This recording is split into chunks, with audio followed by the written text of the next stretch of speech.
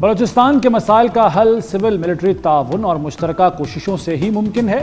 Field marshal کا بلوچستان کی سماجی و معاشی ترقی کے لیے غیر متزلزل حمایت کا اعادہ۔ سید عاصم منیر کا کہنا ہے کہ پاک فوج بلوچ عوام کے شانہ بشانہ کھڑی ہے۔ فیلڈ مارشل نے فوجی جوانوں کے عزم و جذبے کو سراہا۔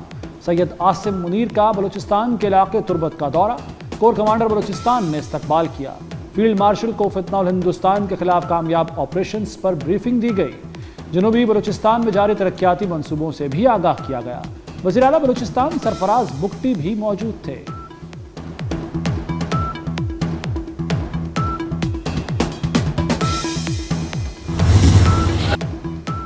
بھارت سے مذاکرات کی بھیک مانگنے کا وقت گزر گیا۔ بھارت سے اب برابری کی بنیاد پر بات ہوگی۔ Chairman P C B Mohsin Naqvi کا دو ٹوک اعلان، کہتے ہیں قومی ٹیم پر بلا وجہ تنقید بند ہونی چاہیے۔ میرا کسی کو ٹیم میں لینے یا نکالنے میں کوئی کردار نہیں۔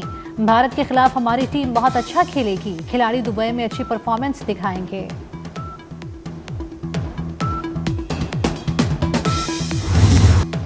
کراچی میں بھارتی خفیہ ایجنسی را کا نیٹ ورک پکڑا گیا۔ را کے لیے کام کرنے والے 6 ملزم گرفتار۔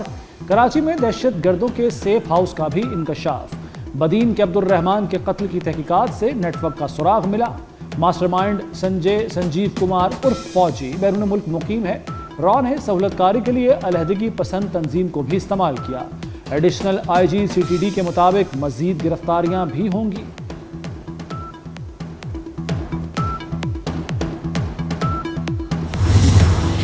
بنگلہ دیش سے تعلقات کا نیا دور، 13 برس بعد پاکستانی وزیر خارجہ کی ڈھاکہ آمد۔ بنگلہ دیش نے پاکستانی حکام کے لیے ویزا شرط ختم کر دی۔ سفارتی پاسپورٹ پر ویزے کی ضرورت نہیں ہوگی۔ اسحاق ڈار سے جماعت اسلامی بنگلہ دیش کے وفد کی ملاقات، پاک بنگلہ دیش تعلقات مضبوط بنانے پر تبادلہ خیال۔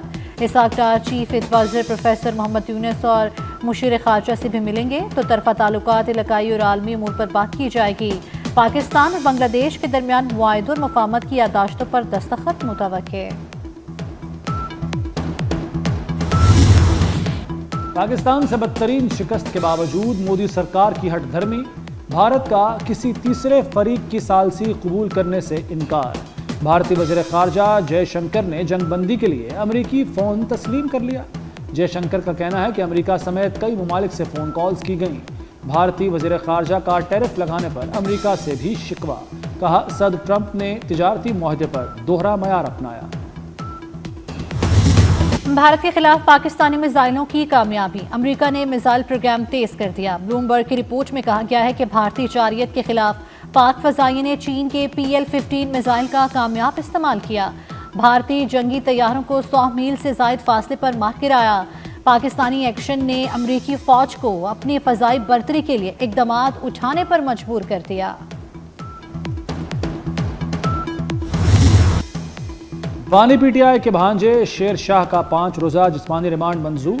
سیکیورٹی ذرائع کے مطابق شیر شاہ اور شیرز خان کی گرفتاری شواہد کی بنیاد پر کی گئی۔ جناح ہاؤس حملے کے وقت شیر شاہ مجرم حسان نیازی کے ساتھ تھا۔ دونوں بھائی عرصے سے روپوش تھے۔ دونوں ملک کے خلاف ڈیجیٹل میڈیا سیل بھی چلا رہے تھے۔ سانحہ 9 مئی ایک غداری تھی، ریاست پر حملہ آور احتساب سے نہیں بچ سکتے۔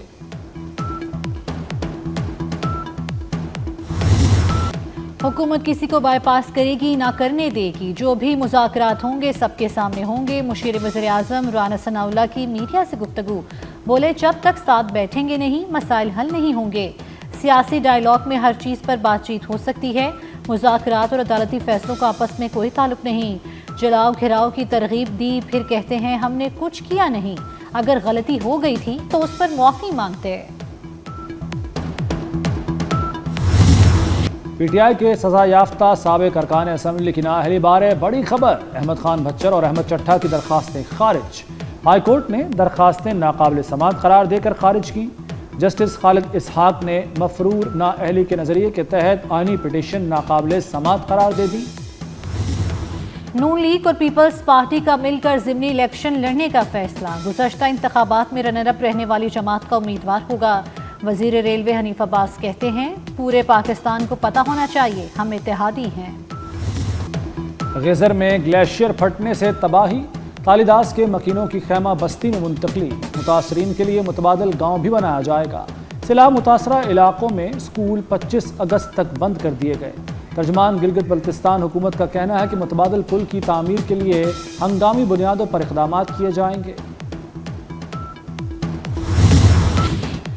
بروقت اطلاع دے کر سینکڑوں قیمتی جانیں بچائیں۔ گلگت بلتستان کے چرواہے کے لیے انعام کا اعلان۔ غزر میں چرواہے کی طرف سے گلیشیئر پھٹنے کی فوری اطلاع پر 100 گھر خالی کرائے گئے تھے۔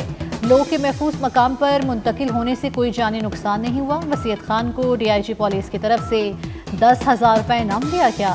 محکمہ پولیس GB کی طرف سے تعریفی سند سے بھی نوازا گیا۔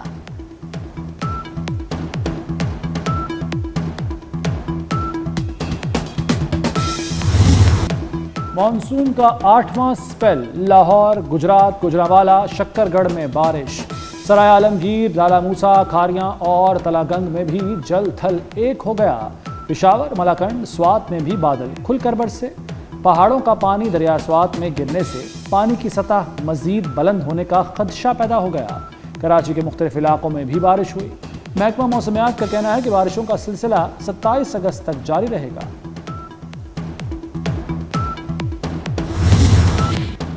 ملک بھر میں بارشوں سے دریاؤں میں طغیانی۔ دریائے ستلج بھر گیا۔ جلال پور پیروالا میں دریا کے تیز بہاؤ کے باعث بند ٹوٹ گیا۔ سیلابی پانی نے قریبی علاقوں کو لپیٹ میں لے لیا۔ قصور، اکاڑا، پاکپتن، بھاول نگر اور وہاڑی میں ریسکیو ہائی الرٹ۔ گندا سنگھ کے مقام پر اونچے درجے کا سیلاب۔ جھنگ میں سیلاب نے تباہی مچا دی۔ کئی دیہات میں فصلیں تباہ۔ ہیڈ سلیمان کی پر بھی نچلے درجے کا سیلاب۔ مظفر گڑھ میں نچلے درجے کی سیلابی صورتحال۔ شکر گڑھ میں ندی نالوں میں سیلابی صورتحال سے ہزاروں ایکڑ فصل تباہ ہو چکی۔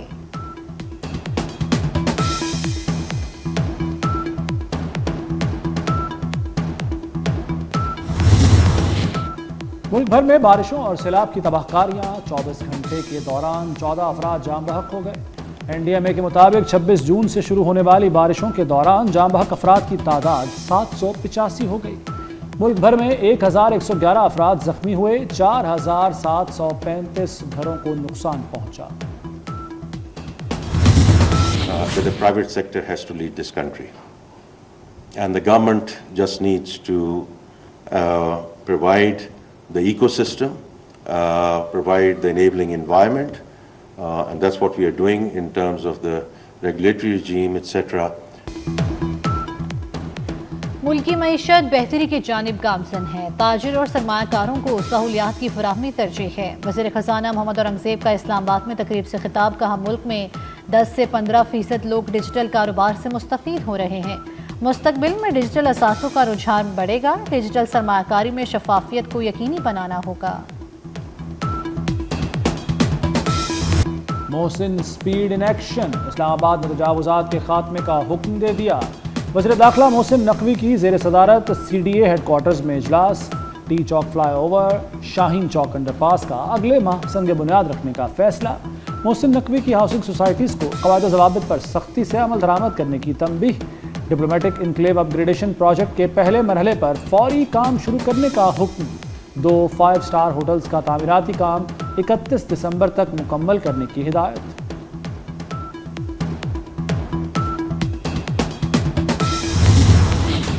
وزیر اعلیٰ پنجاب مریم نواز کی دورہ جاپان کے دوران اوساکا ورلڈ ایکسپو آمد۔ وزیر اعلیٰ نے پاکستانی پیویلین کا بھی دورہ کیا۔ پاکستانیوں اور غیر ملکی سیاحوں سے گفتگو کی۔ مریم نواز نے ایکسپو کے بہتر زندگی کے لیے مستقبل کے معاشرے کی تشکیل کے عنوان کو سراہا۔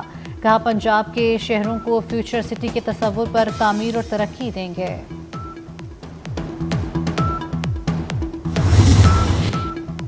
کراچی میں مصطفیٰ عامر قتل کا بڑا ثبوت سامنے آ گیا۔ مصطفیٰ عامر پر جس کمرے میں تشدد ہوا اس کی CCTV فوٹیج 24 نیوز کو مل گئی۔ فوٹیج میں ملزم ارمغان کے ملازم کو خون صاف کرتے دیکھا جا سکتا ہے۔ زہیر ملازم نے خون کے نشان مٹانے کی کوشش کی۔ ملازم نے برش اور بوتل میں موجود لیکوڈ سے خون صاف کیا۔ ملزم ارمغان نے رات 1:30 بجے کے قریب ملازم سے خون صاف کرایا۔ فیروز والا میں ایک اور لڑکی اغوا۔ رکشے میں سوار لڑکی کو 2 نامعلوم موٹر سائیکل سوار گن پوائنٹ پر اغوا کر کے لے گئے۔ فیروز والا میں 8 روز میں لڑکیوں کے اغوا کی تیسری واردات ہے۔ پولیس ملوث ملزموں کو پکڑنے میں ناکام۔ شہریوں کا چوکی کوٹ نور شاہ کے سامنے احتجاج، ٹریفک معطل۔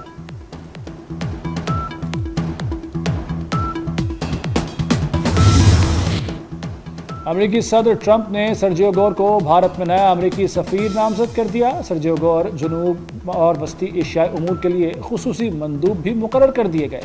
سرجیو گور وائٹ ہاؤس میں صدارتی پرسنل آفس کے ڈائریکٹر کی حیثیت سے خدمات انجام دے رہے ہیں.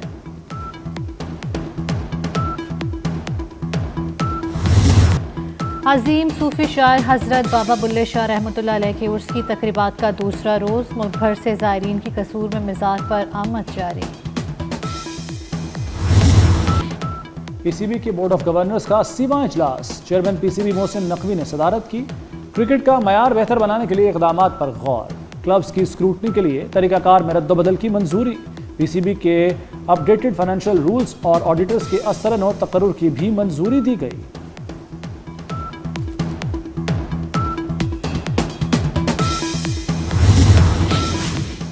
Chairman P C B Mohsin Naqvi کی غنی انسٹیٹیوٹ آف کرکٹ ڈیفنس آمد تیسرے غنی رائل T20 ٹورنامنٹ کا افتتاح کر دیا. محسن نقوی نے بال کو شاٹ لگا کر ٹورنامنٹ کا باقاعدہ آغاز کیا. چیئرمین پی سی بی کا کھلاڑیوں کے ساتھ تعارف کرایا گیا. محسن نقوی کا ٹورنامنٹ میں شریک ٹیموں کے لیے نیک خواہشات کا اظہار.